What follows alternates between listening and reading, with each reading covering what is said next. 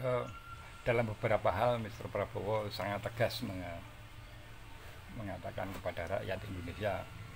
Salah satunya adalah ketika harus mengakui bahwa masih banyak masyarakat kita yang miskin. Ya harus diakui, kita tidak usah malu-malu mengatakan bahwa masih banyak masyarakat kita yang masih miskin. Ini satu sikap tegas yang perlu mendapatkan apresiasi.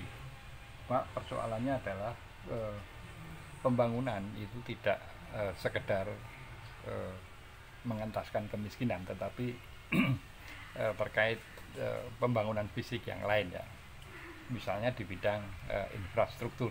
Nah ini di satu sisi apa yang diinstruksikan oleh Mr.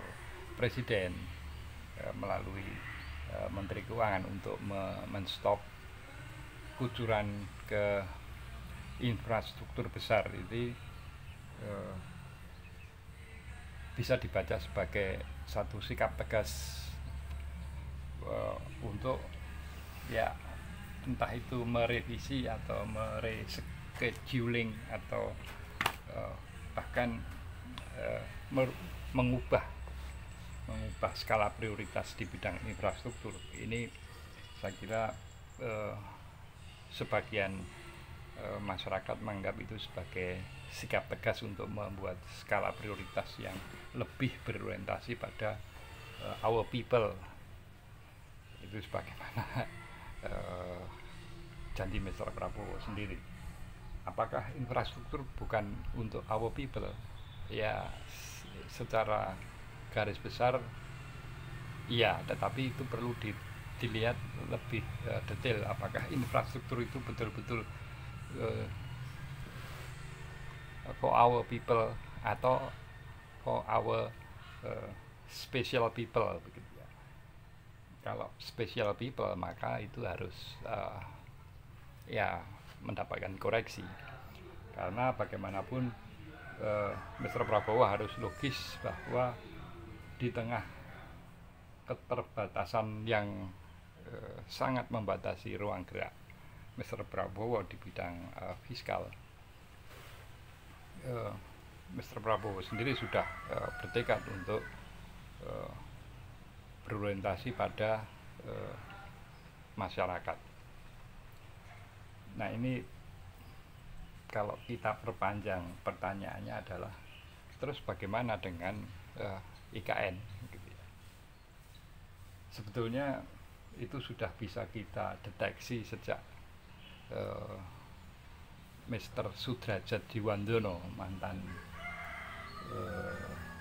Gubernur Bank Indonesia, di dalam wawancaranya Rossi juga mengisyaratkan bahwa IKN itu belum menjadi skala prioritas dari pemerintahan Prabowo.